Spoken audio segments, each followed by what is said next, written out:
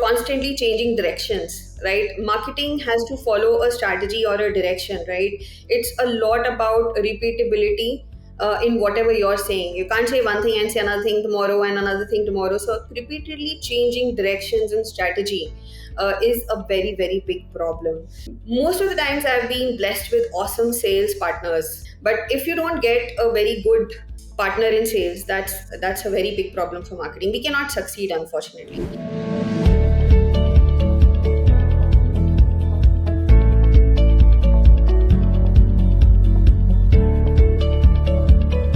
Hi everyone, I am Arvind Parthipan here, and once again we are back at SaaSBoomi's Marketing Nation podcast series, episode 2. And today I have a very interesting guest in our podcast, and she's not just a fellow marketer, but she's also a partner in crime in the SaaSBoomi volunteer team.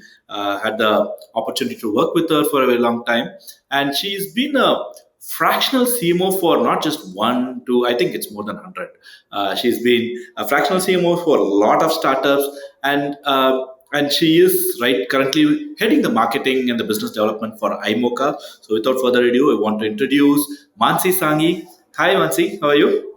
Hi Arvind, thanks for the quick introduction and a nice one, but the little did, exaggerated element to it. did I get it right this time? Yes, you did.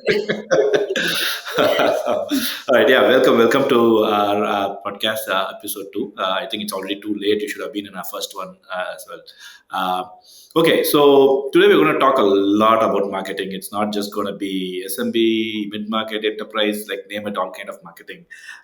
Pretty excited to talk about it. So this is what I'll jump right into it, right? So you have seen multiple startups from very small size to like a company which has got product market fit, and then they have been in growth stage, like different kind of companies you have seen.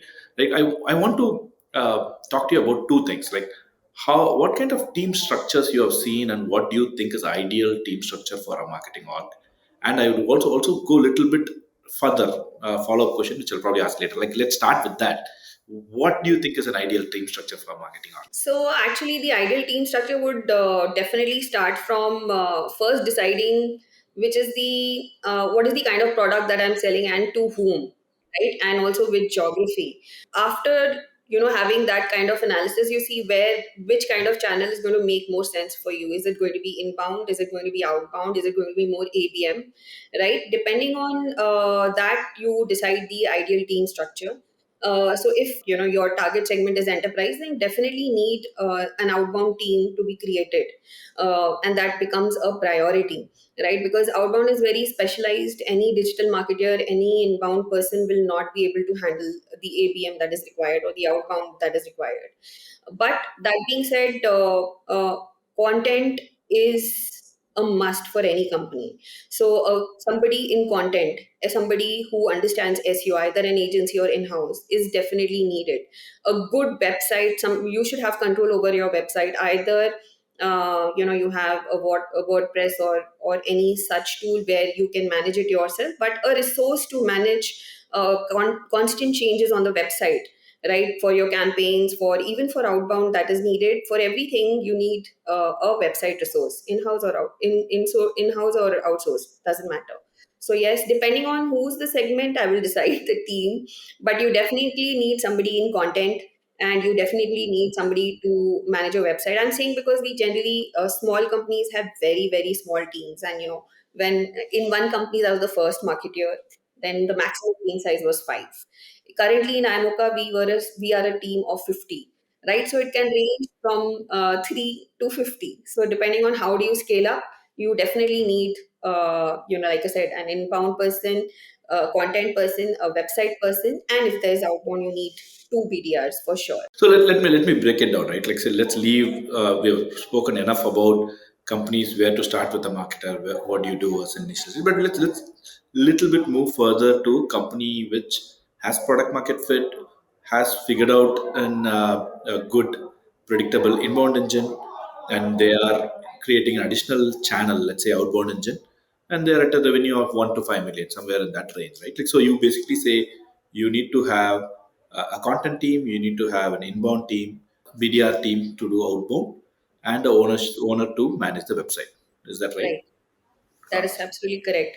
So if I can give you a little idea about how we have structured the team here in In iMocha, iMocha, yeah. right? So what we've done here is base the team on KRAs, right? What is that particular team's responsibility and output, right? Which is clearly measurable for them, right? So like I mentioned, one is the outbound team, and we structure that in parallel with how the sales organization is structured within the organization. If it is regional, if it is industry based, right? We've tried both models. So however the sales organization gets structured, the outbound team gets structured accordingly in a parallel way. Then we have an inbound team. The inbound team is separate, and that takes care of SEO, of performance marketing, of email marketing, the entire website automation, making sure the HubSpot, etc., is configured properly. The content team has the KRA of making sure we get enough opt-in subscribers, because everything doesn't come into a direct lead, right? And as a marketer, you need to keep building your reach or the base of people whom you want to market to and who know about you. So their KRA is clear. Their content should create more subscribers, more downloadable content, etc., and stuff like that. Whereas the inbound team only focuses on direct leads, right? How many leads have gone into sales qualified leads? How many demos are done? How many opportunities are created? Their KRA is directly with the pipeline, and the content team is for more opt-ins. The outbound team again is clearly for opportunities for sales. Then we have a brand team. The brand team mostly works on PR, on thought leadership articles, very different from what inbound team does. Their content writer works more listicles, things that will get clickbait onto the website, right? Quickly convert them into leads. Brand team works on more thought leadership content. So I have a different kind of writer, different kind of thought process, which doesn't mix in the core content team. They also work on analyst relationships. We have to connect with multiple analysts, tell them about us. They keep researching on who's writing about the tools in our industry and haven't mentioned us. So we connect with them, tell them, give them a demo, tell them about our customers, so that next article we are mentioned. And we keep tracking where all we get mentioned, has it increased, not. So they take care of that bit. And then we have an events team. They have their own pipeline target. So they do just not just the logistical bit, they do the pipeline generation bit for events as well. And they also give partnership GTM support. So their AEs try to build a relationship with them, whatever GTM support is needed, constantly following up with them. So that's how the team is structured right now at iMocha. That's quite extensive. So I'm assuming iMocha is majorly focused on mid market and enterprise, right? Yes, Right. it is. Okay. Since the last 1.5 year. So when we joined, it was a shift from SMB focused marketing to enterprise. So yes, now it is primarily enterprise and mid-market. So see, I think I personally went through this one same problem of Freshworks, where we moved from SMB to mid market, and how the whole org has to like kind of had to go through this process. But before me answering it, I want to hear your experience on how was the shift from moving from SMB to enterprise, like not even mid market. You just said enterprise. Uh, what kind of challenges did you face? Like, how was that shift personally for you? I would see that the shift was felt by the entire organization, not just by marketing themselves, right? I think the biggest shift was, first of all, the product itself has to change. How how SMB works and how outbound works is very different. The sales itself changes. SMB is, this is a product, buy it and use it. Whereas when it comes to enterprise, there is a solutioning to it. There is some customization to it. So while all of that was going on, the way the sales happen, sales people are used to shorter sales cycle, right? SMB like 2 to 3 months, sales will close. Also, most of the leads are coming from inbound. People are searching, they make quick decisions. ACV is low, right? So the intent to buy is there. Urgency is there. So if you look at BANT, everything got qualified immediately. Sales is excited, right?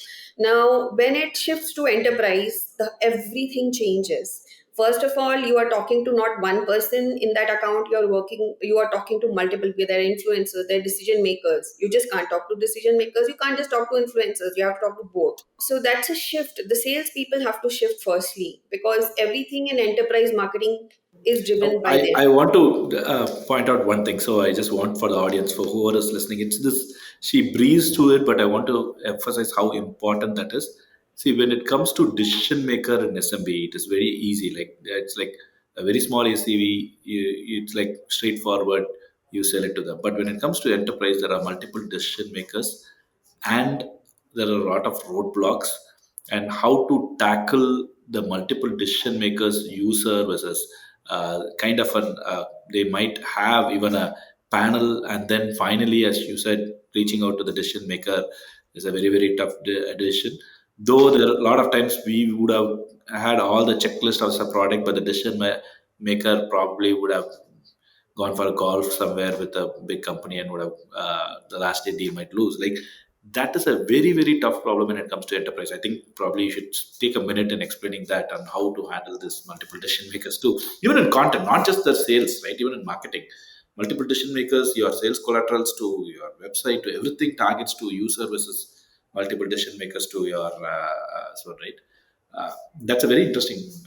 So I'll tell you one perspective. The very interesting thing is not to ignore certain signals. You have to understand you have an excellent product marketing fit in SMB, right? And that is where you've started seeing some early adopters of enterprise, and then you start thinking that yes, this is where I need to shift. My ACP can grow. I can have larger revenue, and you start thinking that this is the right time for me to shift from SMB to enterprise. Now that shift happens, and there is a lot of excitement because you have 5 to 10 great enterprise customers, and now you start creating a demand generation engine. What a demand generation engine needs in enterprise is uh, firstly clear messaging. So product marketing becomes extremely important there, right? What is the product marketing for enterprise is very different, because like you mentioned, what appeals to a decision maker is very different from what appeals to an influencer. In many times you have to create ICPs differently. The sweet ICPs, that we used to talk about, this gun, ICP loves watching sports and has a dog, all of those won't work. So you here basically have to talk about an ICP and what is his designation, what makes him succeed at his job, what is his fears, what will make him lose his job, things like that. You have to think about that, and on his daily basis, what will he be searching, what he needs. And the product marketing is very important. You need to have a value proposition. What is the business benefit? What is the extra advantage you are giving as opposed to your competition? Many a times there is no clear differentiation. So there are bits and pieces, and you have to formulate that.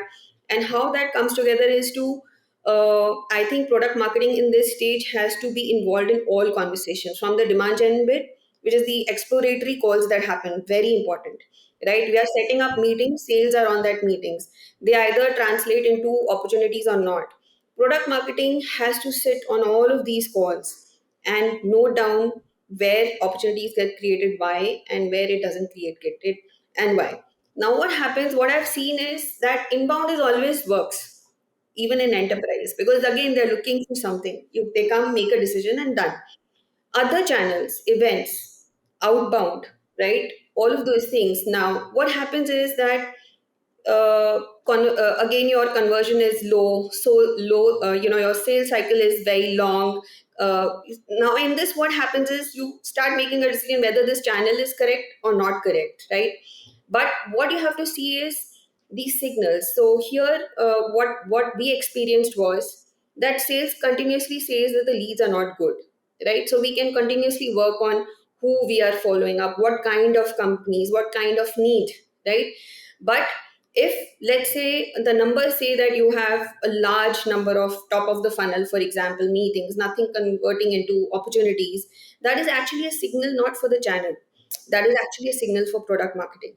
Because so many conversations not leading into opportunities means there is something to be A fixed mismatch in in the product fit. marketing. Yeah, yeah. Because if you're talking to the right kind of company you've defined, segment, size, decision maker, right designation, still the conversion rate is low, then that's a product marketing. So there, the messaging becomes extremely important. Now, what do you need in product marketing is just simple. I mean, you have to have the right problem and the right urgent problem, not something that you have assumed. So you start with an assumption and keep checking on it through these conversations, whether this is really an urgent need or not, and listen to that carefully.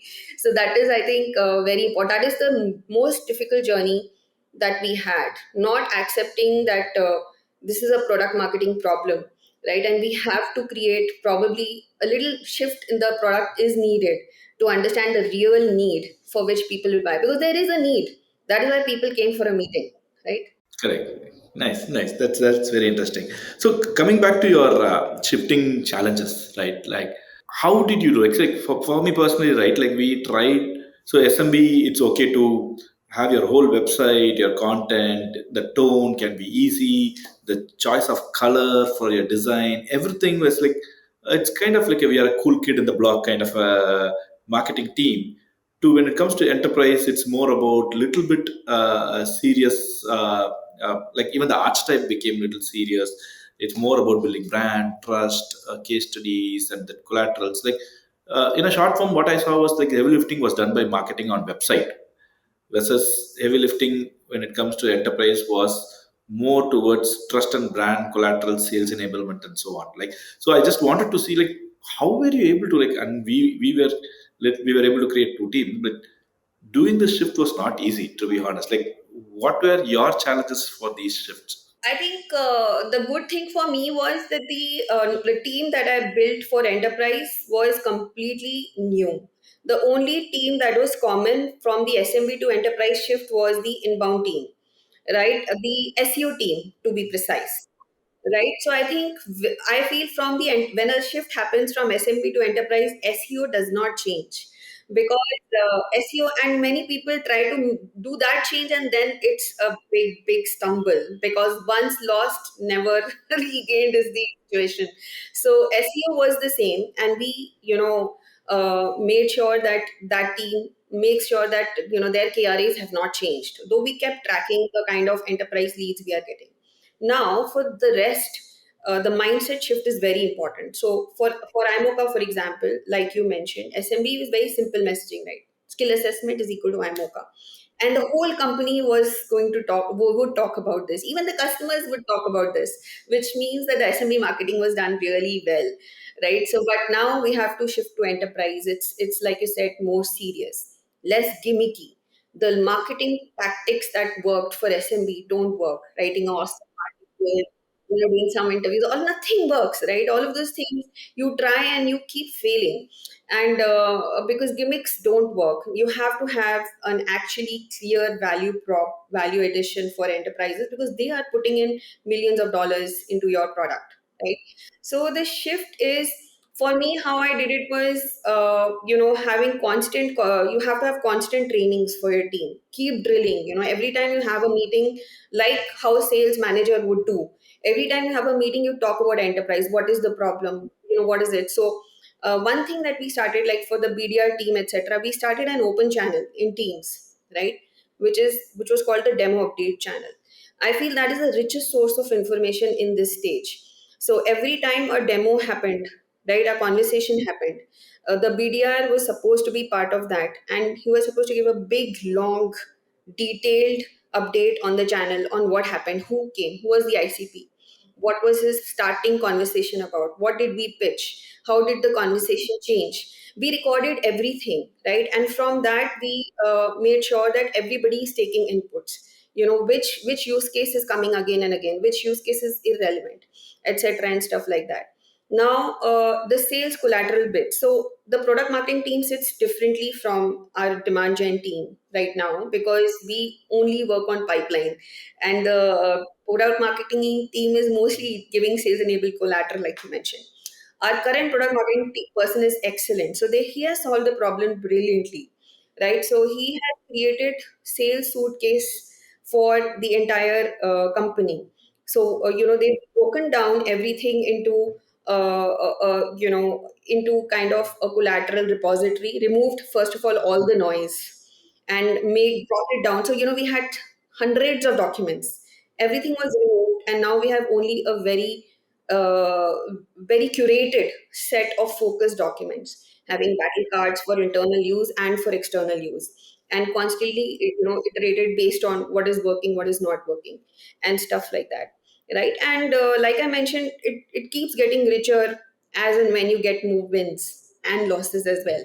So that's how it worked. It's mostly a training and a training and a mentality shift from starting thinking about enterprise, talking about that person as if you really know. So if you're targeting a talent acquisition person, everybody in your marketing team should be able to talk about them with extreme confidence. You know what they do on a regular basis, the words they use, things like that. So I think we make sure we have a lot of trainings. We make sure there's a lot of exchange of information. Our Excel sheets where we track our pipeline are also detailing, what use case is this demo talking about?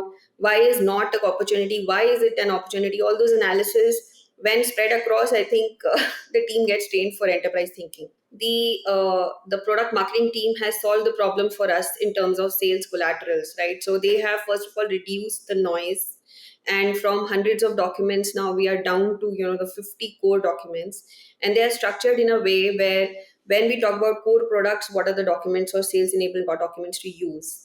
From the branding perspective, if we've taken a position that we are an innovation company that innovates in the domain of, let's say, skill assessments or the type of assessments, so they have a different collateral for that as well to prove that point, right? So customer case studies, curated ones, again segmented. So I think they have, and battle cards as well. That's, iterative process keeps on building. But yes, the product marketing team is very much in touch with sales constantly. What is needed, what is, so a lot of requests come, not all need to be catered. Initially what we did wrong was in product marketing, every request was a fresh document, right? So when that is happening means something is gone wrong, right? So you need to have like a standard set where only certain tweaks are needed, maybe for the industry, maybe for that personalizing it for that company, etc., and stuff like that. So once you have reached that stage of repeatability in your sales collaterals, means you've now done product marketing right. So, not many of you know, Mansi is like a proper process person in our org, and I really want to talk about the process part in this episode, right? Like, see, you spoke about how you structure the team, and I want to go a little deeper on like how what kind of process, because marketing, especially product marketing and outbound SDR teams and everything, right? You work with multiple teams, you work with product teams, you work with sales team, and to make sure it efficiently runs, process is a very very important part. Like a lot of people will like ignore that part. To get this to success, process is very important, and KRs are very very important. So can you little bit deep dive on how your SDR function and sales work together, how product marketing and product work together, and even also the sales enablement, how you measure, how what is the kind of process you have set in? We'll start with inbound. Quickly, we'll cover that. I think everybody knows about that. Inbound process is very clear, right? We start from a top-down analysis. Obviously, we look at how much revenue is coming from inbound, the split of the revenue, how much of that is coming from SMB, from enterprise, from mid-market, etc., and stuff like that. Now, from that particular segment, we also do analysis on where, which industry that we were targeting, we are getting most revenue from, right? So we know that where we are weak in inbound. So if let's say a target segment is banking, but we are not getting very few inbound requests from banking, which means that is the signal for our team to work in that particular industry and stuff like that. How do we create process become very important right now because my team is pretty much hybrid, right?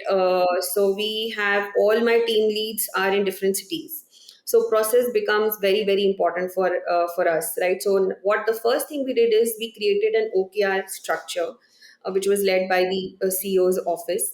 What is the revenue, what every channel needs to, what every demand generation channel needs to give in terms of pipeline to sales, right? So it could be 4x, 5x, depending upon whatever is the conversion rate, right? And of that particular channel. So we divided that. Now, for the team leads, that is the pipeline is the main goal. Then the second or third, KRAs that I maintain is the conversion rates, right? So, for example, inbound is pretty simple. For outbound, there is opportunity and there is an immediate opportunity. There is also some latent opportunity or future opportunity because immediate need for outbound is not always there. So we also keep a rate. So not all the pipeline should be future, right? What is the percentage split that we expect from outbound? If they, they have gotten meetings, but we need to make sure that 40% of them are immediate need, right? And stuff like that. So first is the top level KRAs. Then we make sure every single person within the team, also somebody who's writing content, knows what is expected out of them and how it actually influences the revenue. So, like I mentioned, for the content team, it is clear. They're getting requests from everywhere, and we will cater to them. But at the end of the day, and we make sure we ask them, the KRA was to increase opt-ins. How many have they increased? So, if they've taken up tasks which have not resulted in increase in opt-ins, it's a big problem. So they need to learn to say no, Yeah, or they need exactly. to come back to You the can see table. me smiling here when you said that. No, so I think it's important, especially when you're in a content team and product marketing team, right? Uh, Hmm. Sometimes we can get carried away with number of articles we Yeah. wrote or blogs we written, and like everybody can, like even the recency effect, like some campaign we might have to go. But end of the day, if we don't have the care and what is the objective, right? Like we will, it can be like a headless chicken running all over the place. Yes, So yes. that is very, very important to know why we are writing what we are writing and where it's going to impact in our. Right. Please continue. Yeah. So definitely. So the thing is that the weekly meetings only talk about an OKR sheet. So it only looks at, so it tracks monthly. This was the number of opt-ins. Where are we right now? So you may have done 100 things. It doesn't matter because this is not moved. So every week conversation is only on this, and then we have a deep dive at the end of the month. For some teams, I do it only once a quarter, where we talk to every individual person, also understand, what are they working in terms of activities? Is there a scope of improving in terms of efficiency? So that those decisions I take only on a quarterly basis for most of the teams. But on a monthly basis, if you as a lead is taking the conversation only on that number, they will also start saying no to things that is not going to impact it, because every week you have to answer to that number, right? So that's the so we use HubSpot. Obviously, we use tools, but I am a very heavy Excel user. And because some of the drill downs and analysis and playing around with the numbers cannot be done on dashboards. So we have our Excels, and everybody I make there's I have 7 tab Excel, which all the teams. So that's one central thing that we discuss every week, which has goes to the pipeline. So first is the pipeline discussion, then the opportunities, then what were the number of demos done. For outbound, it could be then the number of calls that we made. Has that dipped? Has that influenced, right? If the conversion rate changes immediately, right? You're making 100 calls leading to 10 meetings, suddenly, 100 is leading to no meeting, then it's a concern. Then something's gone wrong in the market, etc., and stuff like that. So we keep going drilling down like that. And then like I said, we also do a discussion on what was the conversations that happened during demos and stuff like that. So everything from the process, from the outbound process, like you mentioned, you have to do a lot of coordination with sales. Sales. For Yeah. the inbound, it And is interesting, just for the audience, your SDR team reports into marketing. It's not with the yes, sales, correct? right, Yeah. it is. So when I joined, it used to report into sales. It did well there also. But I think the only difference here is sales gives a lot of on ground perspective, because they are talking to customers day in and day out, meeting customers. Every day they are full of these conversations, meetings. What has led to a win? What has led to a loss? They have the entire strategy for the account with them. They know what will work, who to talk to, what to talk to them about, right? But what happens is, behind a BDR engine success is also processes. Like I mentioned, you have to make X number of calls, you have to make sure you follow a cadence, you have to make sure there's a multi-channel follow-up, not just call, not just emails. It has to be LinkedIn. You have to use Sales Navigator properly. So mostly what happens is, when AE and SDR work together, some teams work very well because the AE is awesome, but in some they fail. So what we've done is we've kept it flexible. Wherever the AE BDR relationship is working fine, we just don't touch that. We let them work the way they are working, right? And wherever else, we have a process in place, and we make sure that the meetings need to be there. Meetings continue, the conversations continue to happen through the BDR team. Right now, the second problem, that we are trying to solve is what happens to those meetings, right? They get stuck in the top of the funnel and they never move down, right? Because not all of them are immediate need for buying, because they've not reached that stage where they are looking at a switch in vendor. They already have So the agreements. goal of SDR is not just to create opportunity, but they have to see it through till sale. Is that how you're set up? Yes. So for the BDR, so SDR is different. BDRs. We call so BDR, yeah, SDR for the we BDR. call SDRs are people who only take care of inbound opportunity here in iMocha. Yeah, BDRs are people who are purely outbound focused. outbound, and they create opportunity, and they have to make sure it goes till. That's when their KR Yes. is set up like that.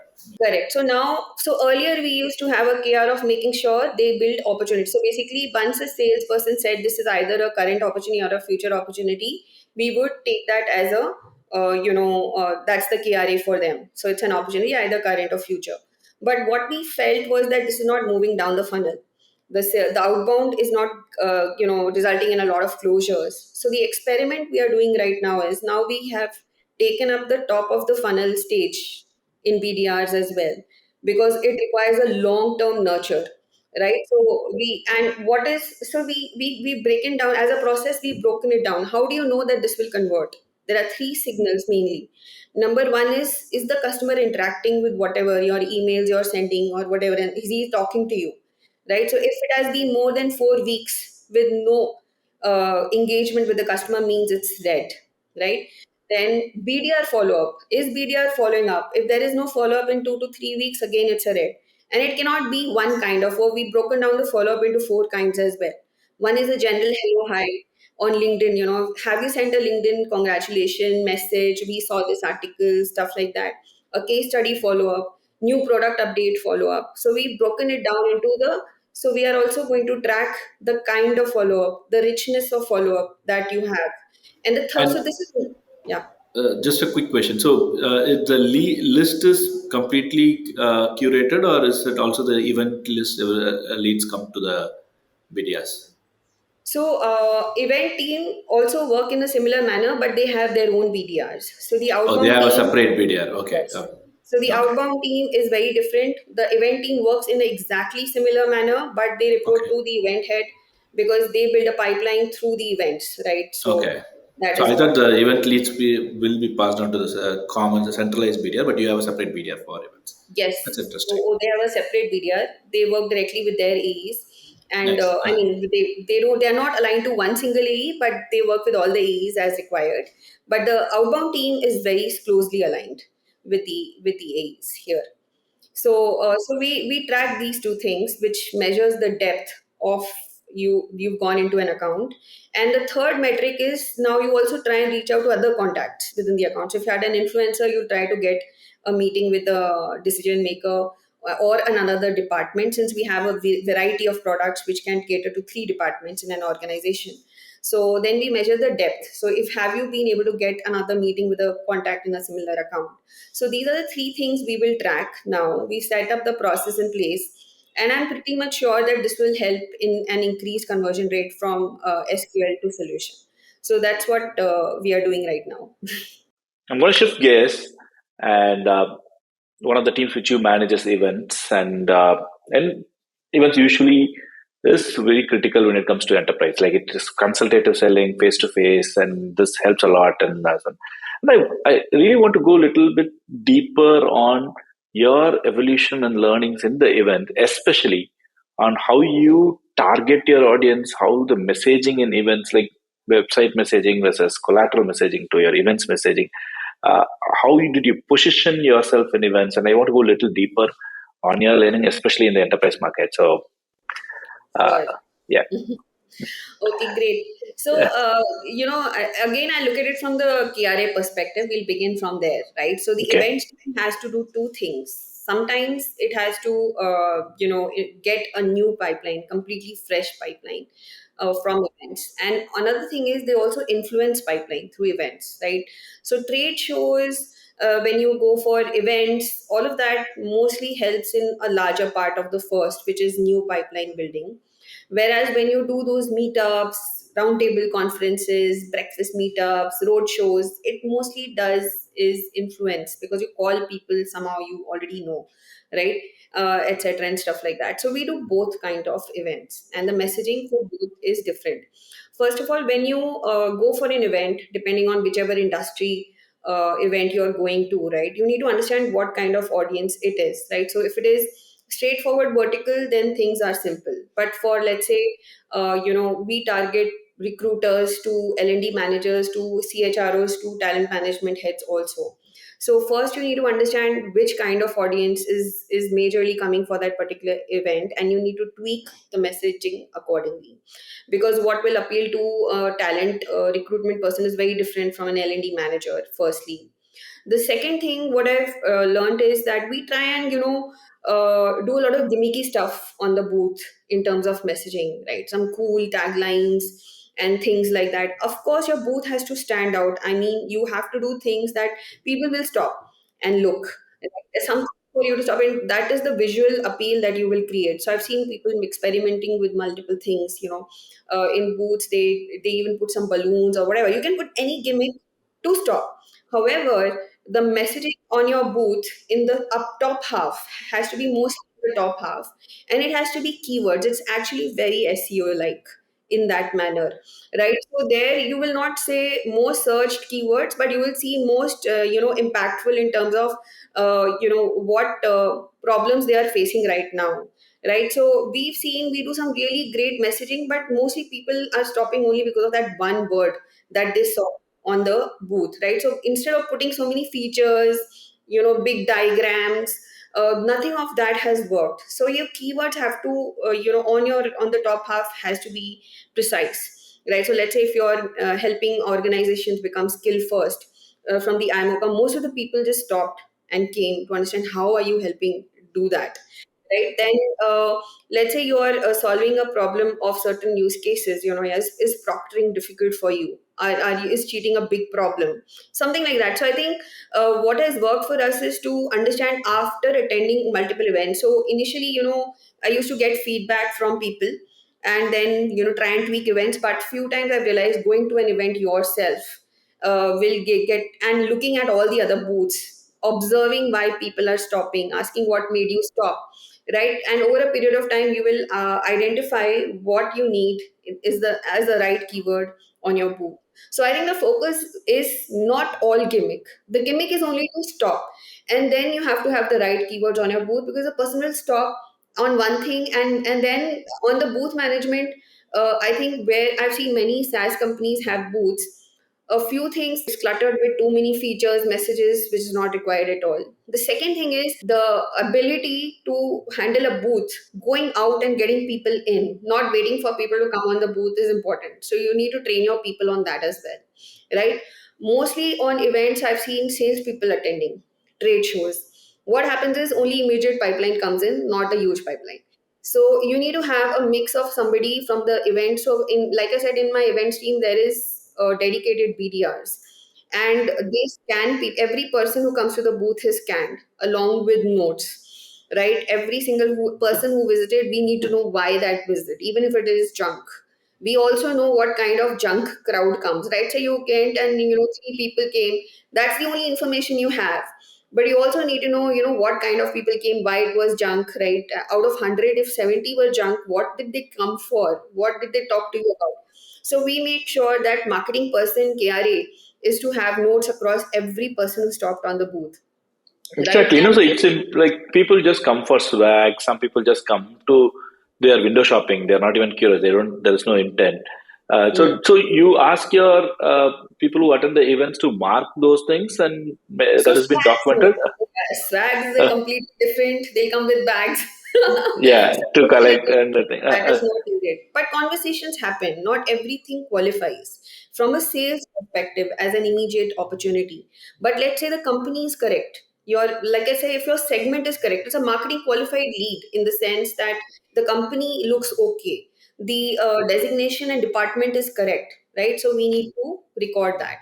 And see, events are also an opportunity for us to discover that, okay, we didn't even think that this segment was that important, right? But here we are getting, let's say for example, we went to an event assuming that we'll get more IT, but the maximum people who stopped with conversation was banking, right? So that will give you an indication, or to go back to the strategy table with the management to discuss whether is there something that we are missing here. So events are an opportunity for a lot of these discoveries, not just, I think, pipeline building. So, but if you have sales, basically you only do that. So you need somebody who records these things for you to have further conversations. Because here, the purpose of the event or a trade show is to understand what is happening in the ecosystem, right? So, so that's what we do, and so we have two BDRs when we have an event. One is, of course, what is the booth? How do we make people stop? What are the giveaways? Very important. So we can do a lot of gimmick this time, but we have. If you go to US, for example, your giveaways can make you stand out because Indians have a lot of amazing stuff to do on their booth, right? So that was our gimmick. Every would stop because that was the only different giveaway. Some very Indianized, very authentic, interesting posters, bright, that would be displayed in a manner that people would stop. So anything, and obviously there are other gimmicks that we've tried as well. In Hotologics, we used to do a lot of interesting gimmicks in booths. So once we had a tagline saying, we the superpower of superhero of hotels, and then everybody, and there was this person who dressed actually as, Okay. a superhero Oh, with of the the superhero. That's the funny. background was in a shirt opening, and then there is a logo of our new product basically. So those things also work for stopping. So we work on that. Then the messaging, the BDR team starts working 1.5 months before the event. So once is we don't get the people think we get the attendee list simply from we get the attendee list. We don't get the attendee list like that. Okay, so you have to register to the account, and you just get the names of the people sometimes, and then you have to have an entire data mining activity on that. So you need to find out their email IDs, their phone numbers, or you need to connect with them on LinkedIn, right, and stuff like that. So they start this process 1.5 months before to make sure that we have people visiting us. So we are given an information booklet on these other with a picture that this person is going to come to the booth. This is the conversation we had and stuff like that. And we've seen 80% of the people actually turn up from this BDR activity, and they also know the name of the BDR because of the multiple reminders that they have said, you must come and meet our CEO or whoever is there at the booth and stuff like that. I have a quick question, right? Like, see, I have this question of when it comes to events, people always tend to look at it as a lead gen activity. As you rightly said, it's not just lead gen activity. You need to use events as a one of the touch points where you create that trust, saying that I am the here. And usually, this is going to help you in a longer run. And even especially enterprise, you also spoke about it's a long life cycle to close, right? It might take 9 months or a year, and it's like there might not be a need immediately, but you are basically influencing in multiple touch points, and events is one of the core thing. So, so just to ask you this question, like, how do you make them remember with messaging and pushing, or like what kind of collaterals you kind of create during these events, keeping this in mind? So mostly people have stopped taking collaterals. I don't know whether you've noticed the same thing. Nobody wants to take brochures. They don't have like this. I think even if nobody looks at it, so you have to make sure they remember you, and we therefore make sure we have a BDR team to make sure that they remember you, because there's an immediate thank you for visiting the booth, and we have a cadence that we follow that makes sure that we recap the conversation that they had with us and stuff like that, and make sure immediately a meeting is set, right? So also, let's say for example, I'm at the booth and they met you, and so I will make sure you also are connecting, and I have to follow up with the person that the person came and met as well. So from the collaterals perspective, what has worked is, obviously you need to not here, but what has worked for us in the previous company, if that is a strong asset for you, is a case study booklet, right? So we don't give it off to anybody, but we keep it with us handy along with the QR code you want to scan and keep. Now, when you're talking to somebody who came, say, this is what we do. And these are, case study booklet. This is the customer. So what kind of, so let's say, for example, hotels. What kind of hotel are you? You are an independent. So, okay, so these are the kind of case studies we have. Are you a multi-chain property? These are the kind of, case studies we have. So, like, for example, in us, we can show, your talent acquisition, this. So if you have a strong booklet, in any case, it shows the credibility, the strong case studies that you have, and it will obviously on your book have all the logos, etc., and stuff like that. Because see, I don't know if you face this problem, but every time you cannot showcase the logo. Half of the time in the PMF stage, you don't get permission to showcase the logo. So this becomes a very, very good document for us because we are not showcasing it, but we can always tell the case studies. Yeah, you can tell the story. You don't have to tell the company name or brand or logos. That's exactly what you're trying to say. You can make it about the problem statement and not the brand. Yes, and obviously in a one-on-one, unless it's specifically mentioned, right, that you cannot use the logo, but you can always mention that we work with these, this, which is correct, that is allowed, and so you can always mention while on talking to a person on that booklet that this is the customer and stuff like that, right? So that is not a problem at all because we always mention we work with these companies in sales conversations. So that I think that is a very very strong booklet collateral for us to take. One thing that has not worked at all, sometimes we like making these big booklets that look so nice with some great diagrams, but nobody's there to study. So that doesn't work at all.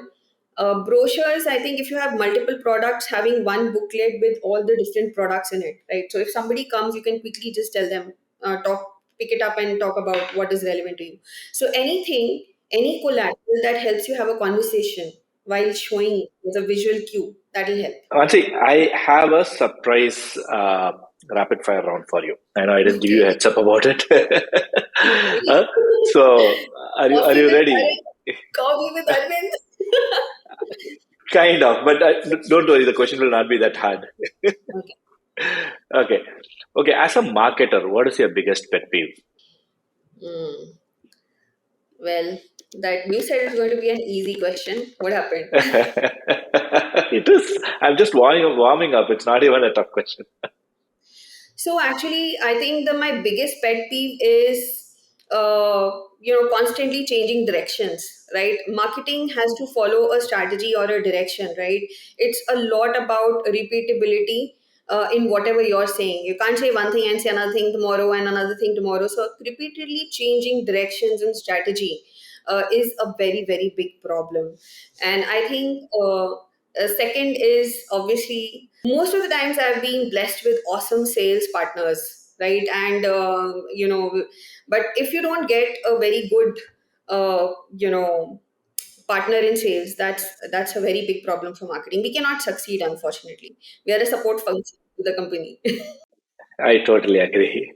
Okay, if you were to give one advice to a budding marketer, what would that would be? I think for a budding marketeer, because I work with lots of youngsters nowadays, I think two advice. One is I think I believe in less gimmicks and more foundationally correct marketing because that will take you a long way, right? And you can get people and ideas for gimmicks, but understanding marketing, specializing in your particular domain and going deep is something that I feel is not happening a lot. So I think that is one thing, and constant upskilling. The channels keep changing, the way they work, and listening to these kind of podcasts, right? There are hundreds of awesome podcasts, and I'll be frank, I attend at least 10 upskilling sessions a year. I invest a certain amount of money in sessions, in conferences, etc., every year because there are so many, not just strategical, tactical things that will immediately move the needle for you, etc., and stuff like that you need to do because whatever you know, there are hundred of things you don't from other marketers, right? So I think these two things most important: become a specialist in at least one channel and keep adding, and secondly, constant upskilling. I know marketing has been like in a turmoil after this all generative AI, ChatGPT, and everything. But without that, I'll keep it open. Like, what is that one trend you foresee in the marketing world? One trend. So you've taken generative AI away.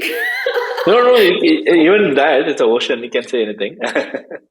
No, I think, let me think about it. The biggest next trend in marketing, what I'm seeing is that some of the traditional channels have stopped working completely, right? So you have to, a marketer today has to become much more of a conversationalist and a person who cannot sit behind the scenes anymore, right? Email marketing has stopped working completely, right? Any kind of content marketing you do, there is just too much of noise out there in the market. Personal connections, connects, understanding ABM.